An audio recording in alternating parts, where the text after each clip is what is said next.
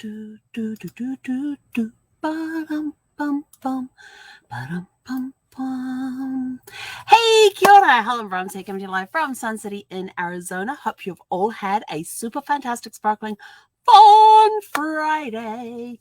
Yeah, mine was a fun day. How was your fun Friday? Was it a fun Friday? What stuff did you get up to today that was fun? What stuff do you have? What fun stuff do you have planned for the weekend? Ooh, there's a good one. Let's see. We had a very fun day today, and my morning was filled with meetings.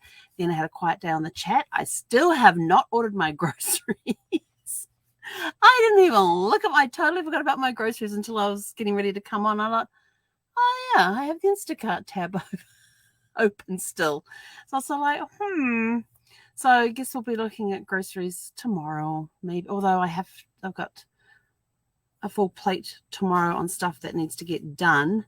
Plus I'm going out for lunch as well. So maybe after lunch would be a good time to get groceries.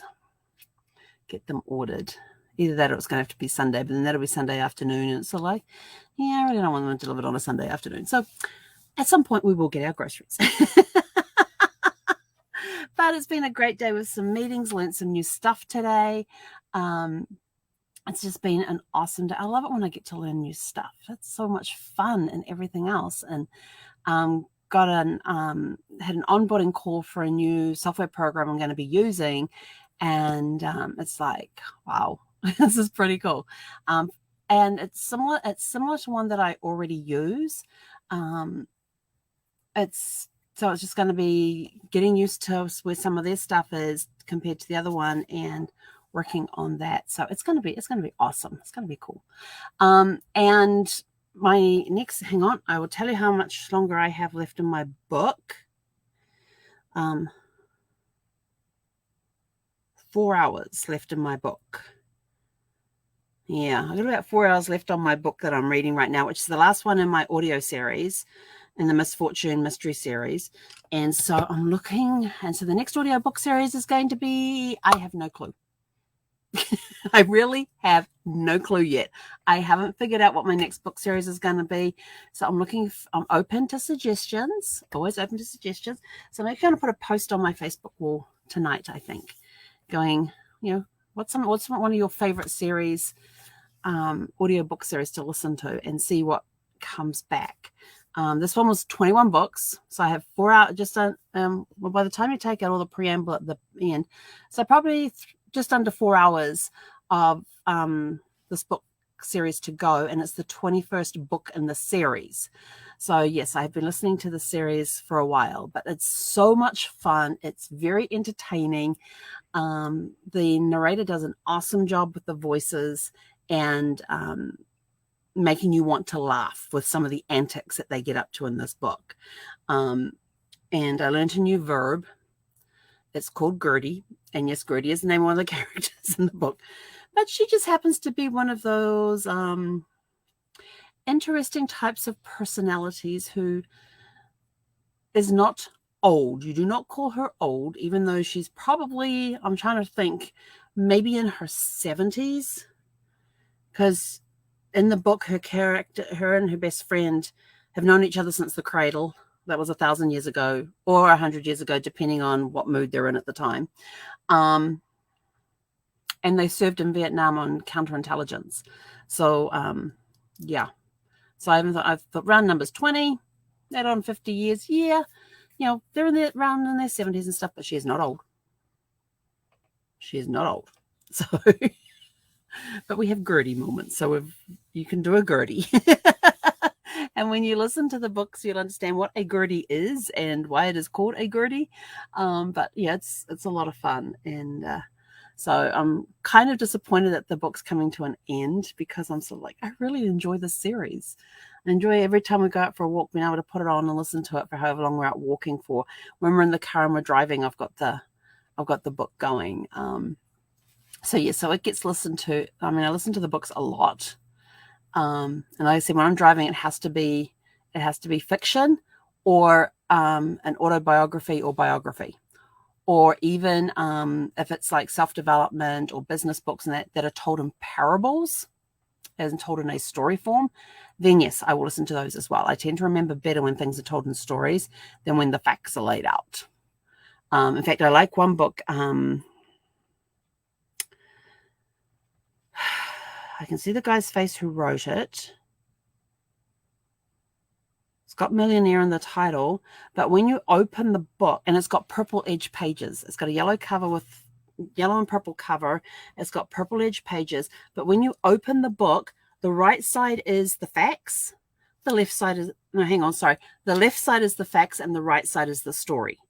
And so you can read it one of three different ways. You can go through and read the story portion and then read the facts about how that actually works. It's not in story form. So you can either read all the go through and just read all the left-hand pages, which is all how-tos and the facts, or go through and read just all the right-hand pages, which is the story, or do a combination of both. But it's completely up to the reader how you want to read it, how you're going to learn from it. And it's a really cool story about a woman who learns about real estate investing and helps get herself out of a situation that she's in.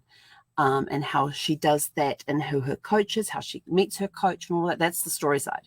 The other side is all the, it's almost, it's the facts stuff.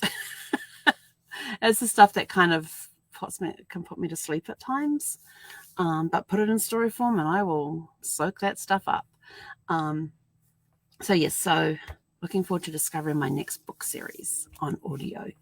I think I have a couple of autobiographies to go listen to, so I may listen to those first before I dive into another fun book series. I like the ones that make you laugh when you're walking.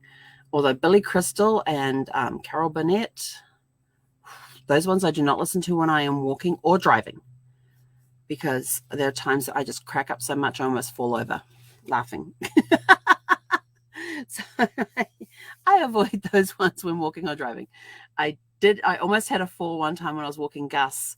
So long ago I listened to it. When I was walking Gus one time, I was listening to Carol Burnett and Billy Crystal straight after that. And there was a few times I almost fell over with laughter. And of course you're walking along, you got your headphones plugged in, you got your earbuds in or whatever, and you're walking the dog, and all of a sudden you bent over double, just laughing. And you're in a 55 plus community, because we're renting in a 55 plus community at the time. And these people are like coming, like, what on earth is going on? There's this woman standing in the street while walking her dog, and she's just bent over and half laughing away. Oh my gosh, that was so much fun. But I was at the point, like, I really don't care. I just want to make sure I stay on my feet. That's all. So anyway, if you have a good book series that you have listened to or you think would make a good audio series, please let me know. I would greatly appreciate that. Let's see, what fun things do I have planned for the weekend? Meeting up with a friend tomorrow. I'm going to get laundry done in the morning. I may even get it done. I got to find out what time I keep forgetting it's not until after the office is closed, and I keep forgetting what time does the laundry close, because it's not written in any of the documentation they gave me when I moved in, the hours of the laundry.